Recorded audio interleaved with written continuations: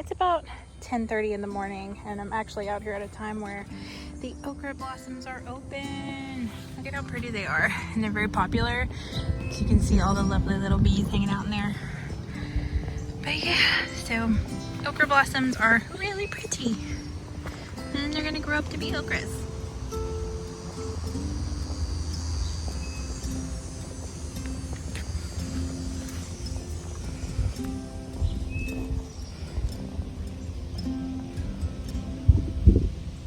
Hey guys, welcome back to Chelsea Grows. Today I'm inside. I'm going to be processing some tomatoes today. I'm going to be blanching some okra. I'm going to take you along with me for that. And then the dog is chasing the cat again.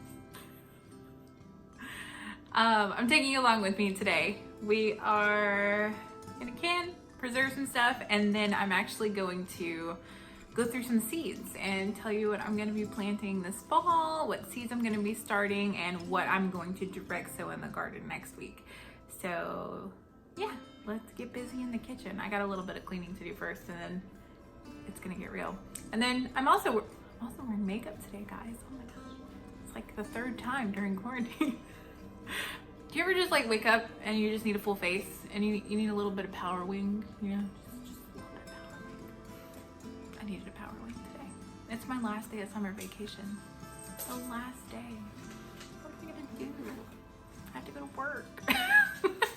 I say that like I haven't been working. Guys, teachers work in the summer. I've been working like nonstop for like the past 3 weeks, getting things ready for virtual learning. So yeah, let's go preserve. This is the very unglamorous part about canning. The canning jars everywhere in baskets, and attempts at organizing your jars, and your cat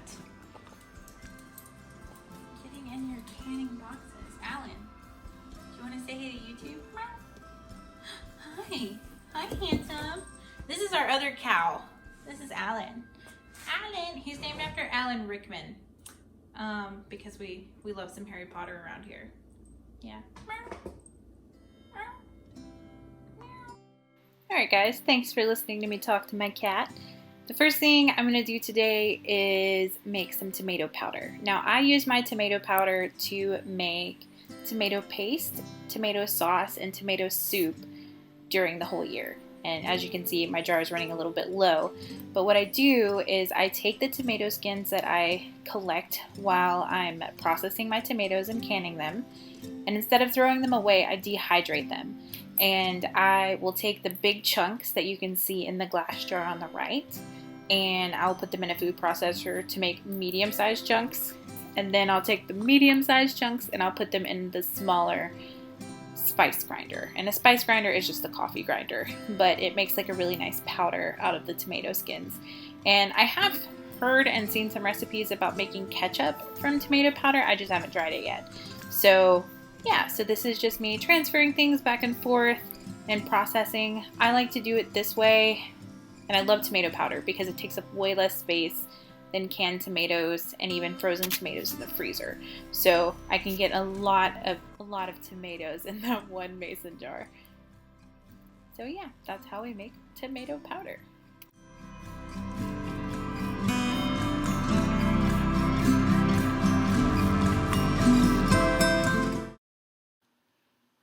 Alright guys, the next order of business is to sort out this basket of goodies. There's okra and peas and stuff in here, and I need to figure out if I'm going to pickle, blanch, or give okra to the chickens. So I have a couple of buckets here. I'm sorting these into small ones that I want to pickle, large ones that are too big to eat and are woody that turn into chicken treats, and then the ones I'm going to blanch that are medium size. And this basket is called a garden hod. I love it because the wire on it is coated, so you can rinse your vegetables off outside if you want to, or you don't have to, but it doesn't damage your vegetables, which is super nice. And these baskets don't break, and it's a beautiful thing because when you're carrying around maybe 40 pounds of tomatoes in one basket, you don't want it to break. So I'm just going to clean out my basket. That's my first eggplant, so that was pretty exciting. A few people have actually asked me about the garden hod, so I'm going to link it below. So if you want one, you can go get one, but I highly recommend.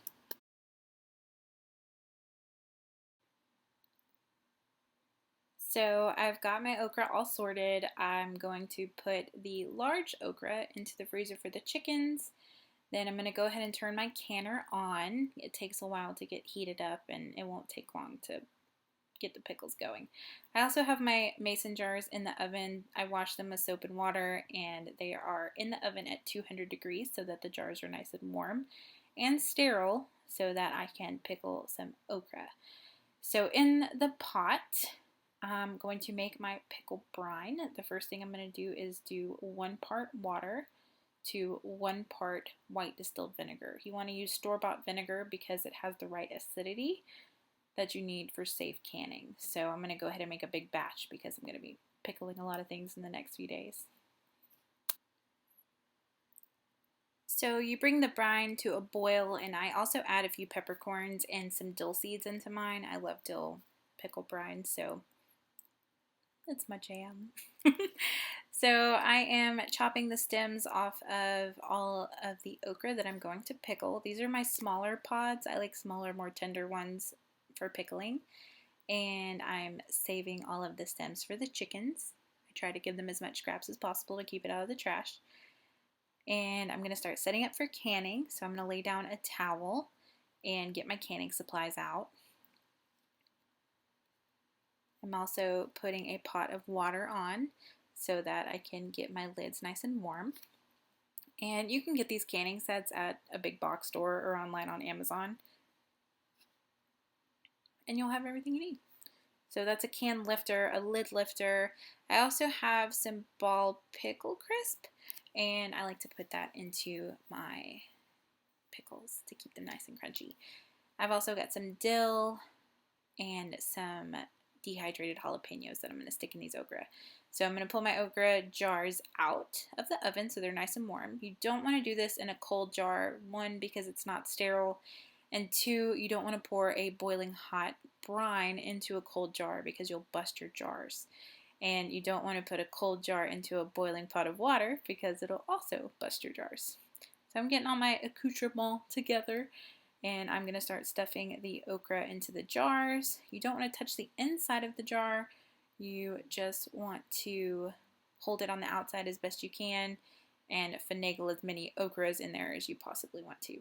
I like to put some garlic, some dill that I've dehydrated, and some peppercorns in the bottom. And I'm also going to shove some pickle crisp and those jalapenos in there so I can make a little bit of spicy ones.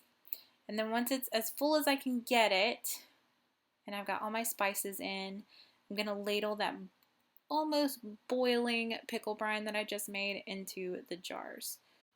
And you can't see them now, but my jar lids are in a pot of warm water. It's not boiling, but it's warm. And I'm going to use my lid lifter to grab that lid, and then I'm going to tighten the ring on, and this jar is ready to can. All right, when I first started preserving all of my vegetables, I had no idea what I was doing. So if you also don't know what you're doing, I'm going to show you what blanching is. So I'm going to be blanching some okra. The reason you blanch is to preserve the texture and color when you freeze your produce. So when you blanch things, you want to put things in boiling water for about 3 to 4 minutes, and I'm about to do that with okra. Now, I've been getting a lot of okra lately. I freeze most of mine besides what I pickle and eat fresh. There's a lot of munching going on. But I freeze it all. And I've done this a couple of ways, and I actually made a video that I scrapped about blanching okra because the first way I did it was so messy, and I don't know why I did this for so long. But I've started blanching my okra whole and chopping second. A lot of the recipes online tell you to chop then blanch, but what I find is that all that slimy mucilage that's inside of the okra kind of gets into the water and it makes a giant slimy mess. So I'm gonna show you how I preserve my okra whole and then chop. So as you can see behind me, I have a pot of boiling water. This one's for my lunch and this one's for the okra. So we're gonna put the okra in the boiling water for about 3 minutes, and then we're going to pull it out and put it into cold water so it stops cooking. You don't wanna cook the okra. also have canning going on. I'm so sorry, y'all. You don't want to cook the okra. You just want to heat it up just enough to blanch it, and then you want it to cool down so it stops cooking.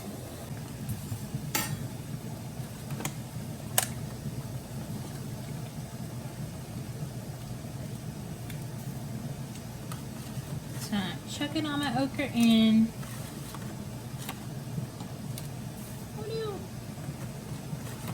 And I have about 3 containers the size of okra that needs to be blanched and chopped up today. And frozen.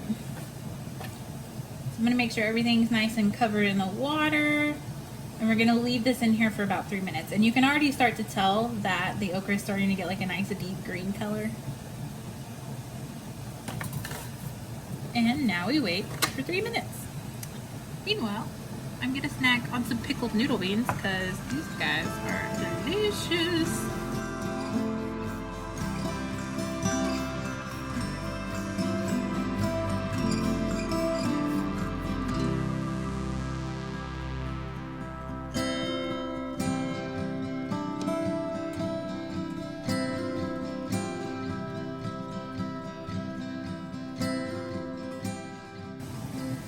Okay, so it's almost been about 3 minutes, and what I'm about to do is I'm going to lift out the okra and put it into a bath of cold water. Okay, I have a bowl of cold water here, and I'm going to start ladling the blanched okra into the cold water to stop it from cooking. Okay, then once I can feel the water temperature kind of getting warm, I'm just going to run some more cold water on top.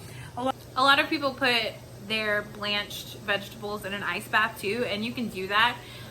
My ice maker just can't keep up with me today, and I've already used most of my ice, so I'm just gonna use cold water on top of the bowl so that the water just keeps running on top of it. That's nice and cold over the okra, and then once it's cooled off, I'll put it in a strainer, and then I'll start chopping.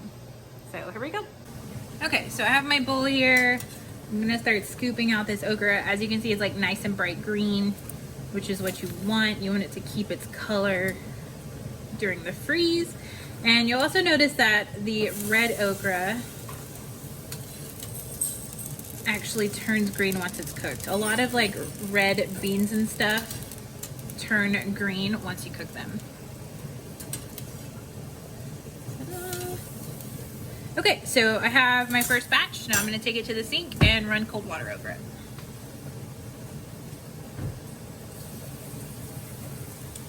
And while that one's cooling off, I'm gonna go ahead and pour in my next batch for 3 minutes. And this is what I do to cool everything off so it's not cooking any longer. And then once the water is really cold to the touch, I'll strain everything and start chopping. All right guys, so the last step is to chop up our okra and put it into freezer bags. This sounds like a dumb tip, but I guess it's like the art teacher in me. Pre-label your bags. Do it before your hands are wet so that you don't break your Sharpie like I always end up doing. I already have my okra divided into 3 containers, so I know what's gonna go in each bag. I'm gonna do 3 quart-size bags. And you can already kind of see the mucilage that's kind of sticky on the okra. So this is why I do this whole, because there's way less mucilage now than there would be if I chopped it up and then blanched.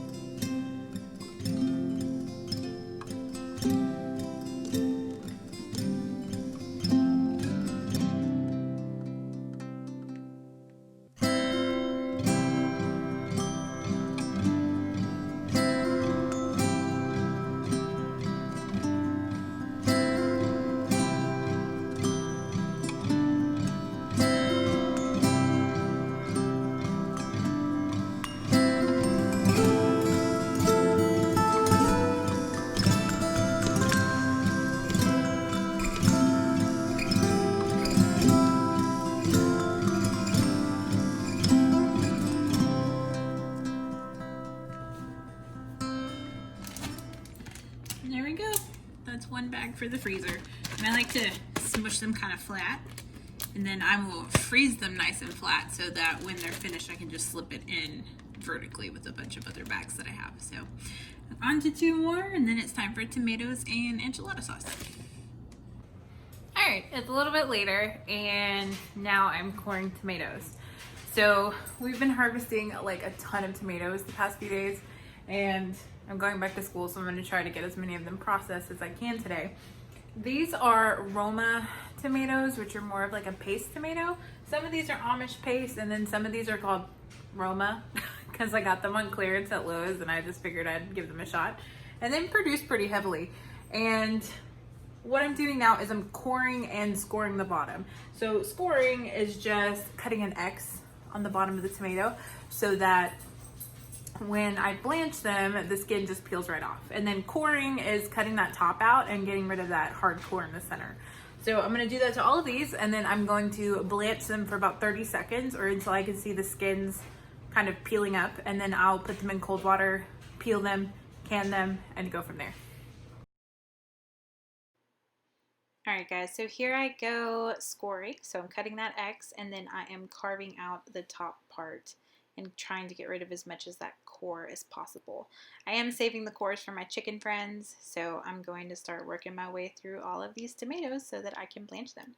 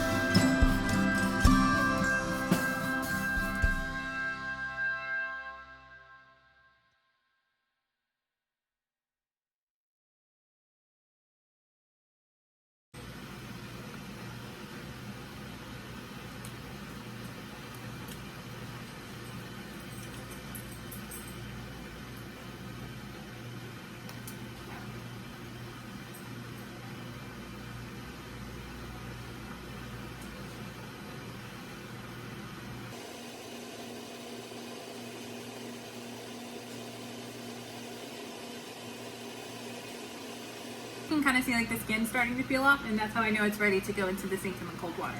Remember, you don't want to cook the tomatoes, you just want to get the skin off. So I'm gonna start running some cold water over this. All right, I got my first batch out. That's very nice and cool, and I'm just gonna slip the skins right off. And it's really easy.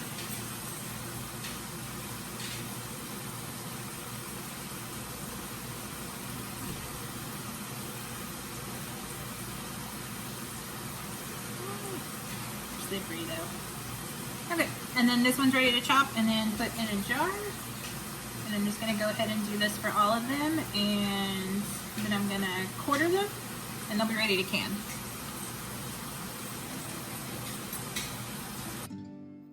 I didn't record an outro, but here's a video of my cat attacking a leaf through a window.